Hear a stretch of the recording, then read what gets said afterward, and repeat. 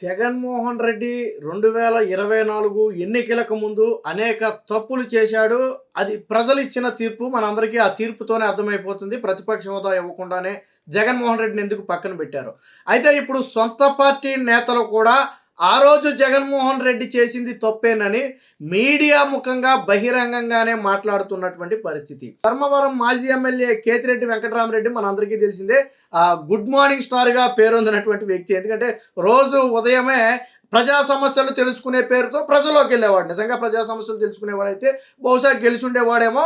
అయితే ఆ తర్వాత అనేక అవకతవకలు బయటపడటం, ఆయన చెరువుల్ని వాటిని ఆక్రమించేసి ఏదో గెస్ట్ హౌస్లు, ఫామ్ హౌస్లు, లగ్జరీ హౌస్లు కట్టుకోవడం, కొంతమంది రైతుల భూమిని ఆక్రమించారని రకరకాల ఆరోపణలు ఉన్నాయి. యువగళం పాదయాత్ర సందర్భంగా కూడా నారా లోకేష్ డ్రోన్ ఎగరేసి అక్కడ ఉన్నటువంటి వాస్తవ పరిస్థితిని ప్రజల ముంచుంచిన పరిస్థితి. అదే కేతిరెడ్డి వైసీపీ పార్టీకి, జగన్మోహన్ రెడ్డికి వీరాభిమానిగా ఉన్నటువంటి వ్యక్తి. ఇదే కేతిరెడ్డి ఇప్పుడు కొన్ని సంచలన వ్యాఖ్యలు చేశారు. వైసీపీ ఓటమికి ఆ సిచ్యువేషన్ని జగన్మోహన్ రెడ్డి హ్యాండిల్ చేయటం రాకపోవటమే ప్రధాన కారణం. మేము ఈ స్థాయిలో ఓడిపోవటానికి జగన్మోహన్ రెడ్డి తీసుకున్న కొన్ని నిర్ణయాలే కారణమని నిర్మోహమాటంగా బహిరంగంగా ఒక మీడియా వేదికగా ప్రకటించడం జరిగింది. వైసీపీ నాయకులు ఇప్పుడు ఇదే చర్చగా మారింది. వాస్తవానికి జగన్మోహన్ రెడ్డి ఓడిపోయిన తర్వాత కూడా అందరూ జగన్మోహన్ రెడ్డి స్ట్రాటజీలు కరెక్టే, ఏదో సజ్జల రామకృష్ణారెడ్డి వల్ల ఓడిపోయారు, లేదా ఇంకొకళ్ళు వల్ల ఓడిపోయారు అని చాలామంది అనుకున్నారు. బట్ వాస్తవానికి వాళ్ళ పాత్ర నామమాత్రంగానే ఉంటుంది. ప్రభుత్వాన్నే మార్చే స్థాయిలో వాళ్ళ పాత్ర ఉంటుందంటే ఆ స్థాయిలో ఉండకపోవచ్చు. నిజంగా జగన్మోహన్ రెడ్డి ఇమేజ్ కన్నా ప్రజల్లో గట్టిగా ఉండుంటే సరే, ఓటమి సంగతి దేవుడెరికి కానీ ప్రతిపక్ష హోదా అయినా వచ్చి ఉండాలి. కానీ అది కూడా రాలేదు. పైగా సొంత పత్రికల ద్వారా జగన్మోహన్ రెడ్డికి వెయ్యని జాకీలంటూ లేవు. 5 ఏళ్ల పాటు జగన్మోహన్ రెడ్డిని ఆకాశంలో పెట్టారు. ప్రధానమంత్రి కంటే కూడా జగన్మోహన్ రెడ్డి బెటరు, దేశానికే ప్రధాని కావాలన్న స్థాయిలో పెట్టారు. బట్ ఎన్ని సీట్లు ఇచ్చారు? 11 సీట్లు ఇచ్చారంటే సాక్షిలో వచ్చే విషకథనాలను ప్రజలు నమ్మలా. ఇక ఇప్పుడు కేతిరెడ్డి ఏ తప్పులను ఒప్పుకున్నాడంటే ముఖ్యంగా ఒక 3-4 ప్రధాన తప్పులను ఒప్పుకున్నాడు. ఒకటి, తెలుగుదేశం పార్టీ కార్యాలయం మీద దాడి చేయటం అనేది తప్పే ఖచ్చితంగా. దాంతోపాటు చంద్రబాబు గారి ఇంటి మీద దాడి చేయటం కూడా కొంత తప్పేనని చెప్పి బహిరంగంగా ఒప్పుకున్నాడు. ఇక అన్నిటికంటే అతిపెద్ద మిస్టేక్, అసెంబ్లీలో చంద్రబాబు గారి సతీమణి భువనేశ్వరి గారిని అనరాని మాటలు అన్నప్పుడు దాన్ని ఖండించకపోవటం, అదే సమయంలో చంద్రబాబు గారి కంటతడి పెట్టుకోవడం, ఖచ్చితంగా ఇది వైసీపీ పార్టీకి చాలా బలమైన దెబ్బ తగిలింది. ఇన్నేళ్ల రాజకీయ చరిత్ర ఉన్న చంద్రబాబు గారు ఏ రోజు ఎంత పెద్ద సవాళ్ళైనా ఎదుర్కొన్నారు తప్ప కన్నీరు పెట్టుకున్న పరిస్థితి లేదు. బట్ కుటుంబంలోని వ్యక్తుల మీద విమర్శలు చేసినప్పుడు కొంత భావోద్వేగానికి లోనయ్యారు. అది ప్రజల్లో కూడా ఒక కదలిక తీసుకొచ్చింది. దాని తర్వాత జరిగిన అతిపెద్ద మిస్టేక్ చంద్రబాబు గారిని అరెస్ట్ చేయడం.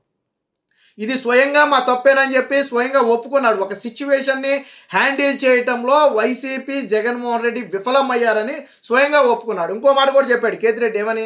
చంద్రబాబు గారిని అరెస్ట్ చేశారు, ఒకవేళ ఆ రోజు కాకపోతే ఇంకో 3 నెలలో 6 నెలలో ఆగితే గవర్నమెంట్ మళ్ళీ తిరిగి వచ్చిన తర్వాత అయినా అరెస్ట్ చేసి ఉండొచ్చు. అది పెద్ద సమస్య కాదు. కరెక్ట్గా ఎన్నికలకు 8 నెలలు 6 నెలల ముందే చంద్రబాబు గారిని అరెస్టు చేసి అన్ని రోజుల పాటు జైల్లో పెట్టి ఆయన మీద అవినీతి ముద్ర వేయాలని బలంగా ప్రయత్నించడం కూడా ఖచ్చితంగా మా తప్పేనని చెప్పి స్వయంగా ఒప్పుకున్నాడంటే జగన్మోహన్ రెడ్డి ఎవడి మాట వినలేదు. వాస్తవానికి కేతిరెడ్డి ఇవన్నీ తప్పని ఒప్పుకున్నాడంటే పార్టీలో బొత్స లాంటి సీనియర్ నేతలు, పెద్దిరెడ్డి లాంటి సీనియర్ నేతలు, తమ్మినేని సీతారాం లాంటి సీనియర్ నేతలు చాలామంది ఉన్నారు. వీరందరూ వీళ్ళకేం రాజకీయాలు కొత్త కాదు. ప్రజల నాడు ఏ విధంగా ఉంటుందో అర్థం చేసుకోగలరు. ఆ ఎన్నికలకు వెళ్ళేటప్పుడు ఎలాంటి పరిస్థితులు ఉంటాయో, ఎలాంటి పరిస్థితుల్లో ఎన్నికలకు వెళ్ళాలో వీళ్ళందరికీ తెలుసు. మరి జగన్మోహన్ రెడ్డి వినేవాడు కాదు కదా. సజ్జల రామకృష్ణారెడ్డి లాంటి వాళ్ళు చెప్పిన మాటలే తప్ప ఏ రోజు కూడా, ఇప్పుడు అందరిలో సీనియర్ నేత బొత్స సత్యనారాయణకి రాజకీయం అంతా తెలుసు, ఎలాంటి సిచ్యువేషన్ ఉంటాయో తెలుసు. కానీ బొత్స మాట ఏ రోజైనా విన్నారా?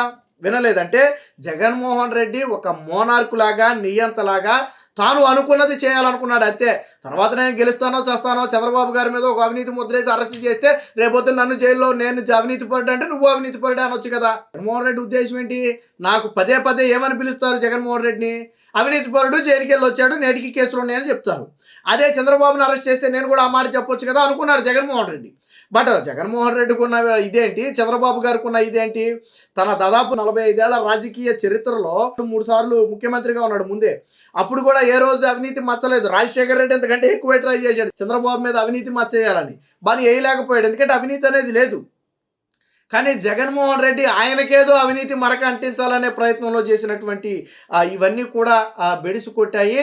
అంటే మొత్తంగా ఒక అనుభవం లేని వ్యక్తికి చేతికి పగ్గాలు ఇస్తే ఎలా ఉంటుందో జగన్మోహన్ రెడ్డి నిరూపించాడు. వాస్తవానికి 2014 సమయంలో ప్రజలు ఏం ఆలోచించారంటే, విభజిత ఆంధ్రప్రదేశ్, రాజధాని లేని రాష్ట్రం, ఇలాంటి సమయంలో జగన్మోహన్ రెడ్డి లాంటి ఒక ఆర్థిక నేరస్తుడి చేతిలో రాష్ట్రాన్ని పెడితే ఏమైపోతామో అనే భయంతో ప్రజలు చంద్రబాబు గారికి పట్టం కట్టారు. అప్పుడు కూడా జగన్మోహన్ రెడ్డి దాదాపుగా దగ్గరికి వచ్చినంత పని చేసాడు అనుకుంటే అది వేరే విషయం. బట్ అప్పుడు పట్టం కట్టారు. కానీ 2019 ఎన్నికల సమయానికి ఏమైంది, ఆల్రెడీ అన్ని నిర్మాణాల్లో ఉన్నప్పటికీ కూడా అప్పటికి 5 ఏళ్ల పాటు పోరాడాడు జగన్మోహన్ రెడ్డి. ఆ తర్వాత ఒక 5 ఏళ్ళు, మొత్తంగా 10 ఏళ్ల పాటు తన తండ్రి తర్వాత ఆ పేరుతో వచ్చి ఎదురు చూశాడు. ఒక అవకాశం ఇద్దాములా అన్న ఆతృతే తప్ప చంద్రబాబు గారు తప్పు చేశారని ప్రజలు అన్ని సీట్లు ఇవ్వలేదు, లేదా చంద్రబాబు గారు చేసిన పాలన వాళ్ళకి నచ్చలేదని అన్ని సీట్లు ఇవ్వలేదు. ఒకవేళ నిజంగానే చంద్రబాబు గారి పాలన నచ్చకే జగన్మోహన్ రెడ్డికి 151 సీట్లు ఇచ్చుండే ఆ వేవ్ అనేది అంత స్పీడ్గా పోదు. కనీసం జగన్మోహన్ రెడ్డి 80-90 సీట్లతో ఆయన గెలవాల్సి ఉంటుంది. కానీ గెలవలేదు కదా జగన్మోహన్ రెడ్డి. ఎందుకు గెలవలేదు అంటే, ఆ రోజు జగన్మోహన్ రెడ్డికి ఒక అవకాశం ఇచ్చారు, దాన్ని మిస్యూజ్ చేసుకున్నాడు. అడ్డగోలుగా ఏదో జగన్మోహన్ రెడ్డి చాలా సూక్తులు చెప్పాడు, పార్టీ నాయకులను ఎవరైనా జాయిన్ చేసుకోవాలని నేను రాజీనామా చేయించుకుంటాను. మరి టీడీపీ నుంచి అడ్డగోలుగా ఎమ్మెల్సీలతో పాటు ఎమ్మెల్యేలను లాక్కున్నాడు, వాళ్ళతో రాజీనామాలు చేయించలేదు. తర్వాత తిరిగి వాళ్ళకే టికెట్లు ఇచ్చాడు. ఏమైంది పరిస్థితి? ప్రజలు యాక్సెప్ట్ చేశారా? చేయలేదు.